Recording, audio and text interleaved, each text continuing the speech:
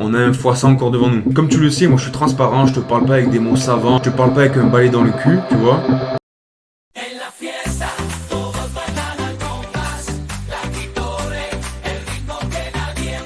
Et salut à toi, on se retrouve pour un top 3 des meilleurs cryptos sur l'écosystème de Bitcoin. Est-ce que tu es prêt? C'est parti. À la troisième position de ce top 3 des meilleurs cryptos sur Bitcoin, on a Stacks.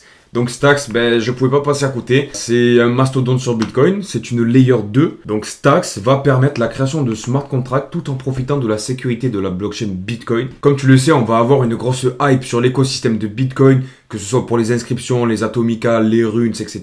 Mais ce qui est vraiment intéressant avec Stacks, c'est qu'on n'est pas sur vraiment de la spéculation pure avec des NFT ou des images de singes ou que sais-je. Comme tu le sais, les layers 2 sur Bitcoin seront certainement très tendance lors de ce prochain bull run. Et Stacks pourrait être un grand bénéficiaire. Il y a plusieurs applications qui ont été développées, telles que Bitcoin Name Service par exemple, qui permet d'acheter des noms de domaine en .btc. Tu vois, toi tu as l'habitude de voir des .com, .fr dans le Web 2 normal. Et bien là, tu peux avoir du .btc par exemple. C'est une parmi les autres applications qui sont disponibles. Mais au-delà de cette petite application, on a plein de choses qui sont en train de se développer sur cet écosystème. Stacks agit maintenant un peu comme un agrégateur qui va venir héberger toutes les applications nouvelles qui vont venir se créer sur Bitcoin. On a de la DAO, on a de la DeFi, on a du SocialFi, on a plein de choses qui sont en train de se créer. On a même des systèmes de paiement qui permettront de payer via la blockchain Bitcoin dans le futur. Donc honnêtement, si tu veux rentrer dans l'écosystème Bitcoin, je pense que Stacks est une bonne alternative. Parfois frérot, rien ne sert d'aller sur des low cap, à aller perdre peut-être 500 €, je sais pas combien. Certes, tu peux faire un x100, tu peux faire un x1000 si tu pars sur un projet sur des screeners comme ça. Mais tu as beaucoup de chances que le projet ne décolle jamais ou qu'il fasse un x2, x3 et que les mecs partent avec la caisse. Ce genre de choses, à aller voir des low cap, à aller chercher des petits projets pour voir comment la team se développe, etc., c'est plutôt des choses qui se font pendant le bear market. Là, à ce stade-là du bull, honnêtement, il est plus judicieux d'aller sur des bons projets qui ont montré leur puissance et leur intérêt sur le marché. Comme tu peux le voir, on a vraiment pas mal de choses qui se build sur ce type de projet. C'est d'ailleurs pour ça que dans cette vidéo, je t'ai fait un top 3 et pas un top 5. Parce que je voulais pas aller te perdre dans des projets en te donnant du bruit avec des crypto-monnaies qui n'ont pas de gros fondamentaux ou qui sont juste là pour la hype. Je voulais vraiment te mettre 3 projets avec des valeurs ajoutées et qui étaient vraiment solides. Concernant le token s'appelle STX, comme tu peux le voir. On est à 1,97 $ au jour où je te parle. On a fait un plus haut à 3,5. C'est un projet qui a été créé pendant le dernier bull run. On a eu un ATH récemment à 3,66. Suite au dernier marché baissier avec la dernière correction qui a été vraiment sauvage, on est descendu à 2 $. Et là, comme tu peux le voir sur la charte en journalier, on a une belle zone de support et donc je pense que c'est une bonne zone pour recharger en tout cas. On est dans une petite zone d'accumulation. On a quasiment un x2 jusqu'à l'ATH. Et tu vois, typiquement ce genre de projet, si je devais te donner des prévisions, moi ça ne m'étonnerait pas qu'il aille à 15 milliards, 20 milliards en pleine hype pendant ce bull. Donc Stacks, projet sérieux, il est 46e au classement. On a une FDV de 3 milliards 500 millions pour un market cap de 2 milliards 850 millions. Il y a quasiment tous les tokens qui sont en circulation. Donc ça, c'est plutôt chouette. C'est un leader, en tout cas, du narratif Bitcoin. Ensuite, à la seconde position, on a C to the K to the B to the K. CKB Baby. Ça, c'est un projet avec une grosse communauté derrière, comme tu le sais, surtout sur la communauté française. C'est un projet qui est chinois, la team est Dox, et on a vraiment des builders dans le monde entier. Si je devais te présenter Nervos Network, du coup, qui est le projet et le token est CKB, je te dirais d'abord que c'est un écosystème public qui est en open source. Voilà, pour commencer, pour poser les bases. Donc il y a vraiment pas mal de choses à dire, mais déjà dans un premier temps, c'est une blockchain layer 0. On est avant tout dans l'interopérabilité. C'est aussi une layer 1 sur laquelle on peut faire plein de choses, un peu comme Ethereum. Mais la plus grosse singerie, honnêtement, c'est que c'est devenu une layer 2 sur Bitcoin, en fait. Donc comme si ça suffisait pas, on est dans l'interopérabilité, layer 1, etc. Et on est passé en fait sur l'écosystème Bitcoin en plus. Donc ça prend tout son sens car en tant que blockchain proof of work, donc je te rappelle que proof of work c'est quand tu sécurises ta blockchain par le minage. Proof of stake, c'est quand tu fais par le stacking. S'il y a des nouveaux qui me regardent, voilà, petite piqûre de rappel. Et donc l'idée en fait de tout ça, c'est de faire une base de connaissances commune. En fait, le concept est bâti pour que les gens viennent développer sur CKB, donc sur Nervos, et que Nervos fasse le sale travail pour pouvoir aller dispatcher sur les blockchains qui intéressent le développeur. Parce que comme tu le sais, en fonction des écosystèmes, on a des langages de programmation qui sont différents. Que ce soit pour le Cosmos, le Starknet, l'Ethereum, on a toujours une différente manière de parler à l'ordinateur, de coder. Et donc si admettons moi je veux faire des smart contracts, donc des contrats intelligents pour, je sais pas moi, admettons que je veux faire des smart contracts sur une application météo liée à la blockchain, je sais pas quoi. Et en fait, Nervos Network va agir un petit peu comme Google Traduction, va convertir mon langage de programmation dans le langage qui m'intéresse, ok? Donc admettons on part vers Cosmos. Donc il va me convertir mon langage de programmation de manière à ce que je me dirige vers l'écosystème qui m'intéresse. Je te recommande personnellement d'aller sur le site de Nervos Network parce qu'il est vraiment très complet. Il n'est pas hyper design, hyper joli, tu vois. Mais il y a vraiment pas mal de choses. Tu peux aller voir la communauté, les développeurs. Ça peut être l'occasion, tu vois, d'en apprendre un peu sur GitHub, etc. Tu as la partie mining, la partie wallet. En fait, c'est vraiment très complet cet écosystème de Nervos. Et ici, tu peux voir toutes les DApps qui sont en relation avec CKB Baby. Donc, c'est vraiment riche parce que tu as plein de choses. Tu as des bridges, tu as de la GFI, tu as des DEX, tu as des DAO, tu as des mining pools, tu as des markets, enfin... Franchement, je te conseille d'aller jeter un œil parce que c'est vraiment très sympa. En termes de tokenomique, on a 677 millions de market cap au moment où je te parle pour 687 de FDV. Donc on a quasiment tout qui est en circulation, on n'aura pas de surprise, ça c'est vraiment chouette. On a à peu près 45 milliards de tokens. On a fait un plus haut récemment à 0,033 à peu près. Et actuellement, on est à 0,015. Ok? Donc là, avec ce que je vais te dire, je vais essayer de pas trop te montrer mes émotions sur CKB. Mais ok.